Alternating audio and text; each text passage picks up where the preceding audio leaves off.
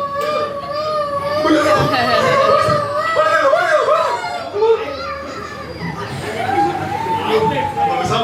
அப்பா கிட்ட போயிடுவோம். அதான் நமக்கு சேஃபான இடம் நினைக்கிறேன். நம்ம போயிடுவோம். அப்பா அப்பா அப்பா கேளுங்க.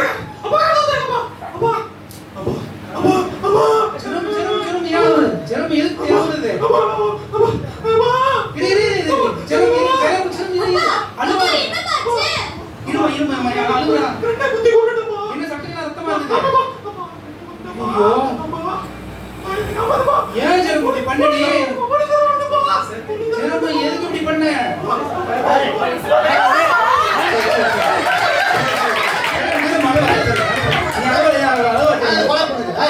நீதானா இங்க ஒரு கட்டி இருக்கு.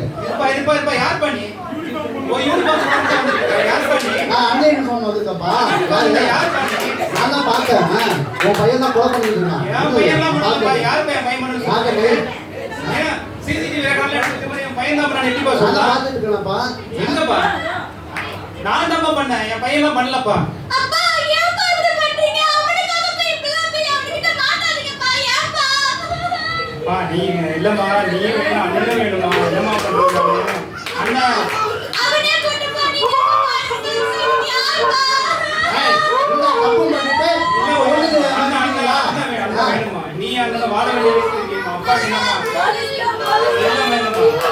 அண்ணன் பாவம்மா. அண்ணன் வாழ வேண்டிய வயசுல இருக்காம்மா. அவனை என்னம்மா பண்றது அப்புறம்? அண்ணனுக்கா அண்ணனுடைய படி நான் ஏத்துட்டாமா. அண்ணன் ஏத்துட்டாதான் அண்ணனுக்கு இப்பயாவது தெரிஞ்சுட்டு ஒரு வாய்ப்பு கொடுப்போம்மா. சரி தம்பி நீ அழுவ வேணாம். தம்பி அழுவ வேணாம். தம்பி அழுவாத. அப்பா தம்பி அழுவாத. நீ அழுவாதப்பா. அந்த நீ அழுவாதப்பா. நீ அழுவ வேண்டாம். அப்பா இருக்க வேண்டாம். அப்பா பார்த்துக்க. நீ அழுவாத. நீ அண்ணனை பார்த்துக்கம்மா. அக்கா நீ தம்பியை பார்த்துக்க.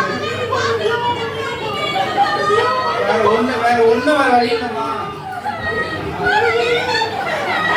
அப்பா வேணுமா? அப்பா இந்த மாதிரி சமயத்துல ரெண்டு பேர்த்துக்கும் அண்ணன் திருந்துவான். அண்ணன் திருந்துதான் ஒரு வாய்ப்பு. இத்தனை நாள் அண்ணன் அழுந்து பார்த்திருக்கியா? இன்னைக்கு ஒரு நாள் தான் அண்ணன் அழுந்திருக்கான். நீ அழுவாத. ஏய், அண்ணா உனக்கு என்ன கத்தி இருக்கு? நீ தான் கொலை பண்ணிருக்க. வா. அரெஸ்ட். நான் நான் தான் போயிடுவேன்.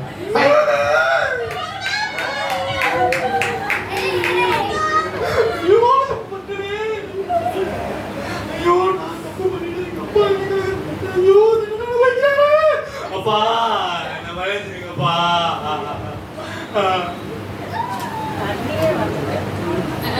தேங்க்யூ.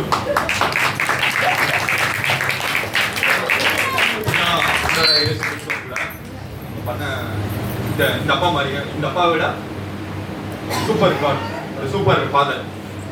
இது வந்து பையன் செஞ்ச தப்புக்காக அவர் தண்டனை அனுபவித்தார். அதே மாதிரி தான் ஆண்டவரை இயேசு கிறிஸ்து கூட வேதவசனம் சொல்றது அவர் நம்முடைய பாவங்களை அவர் சுமந்தார்.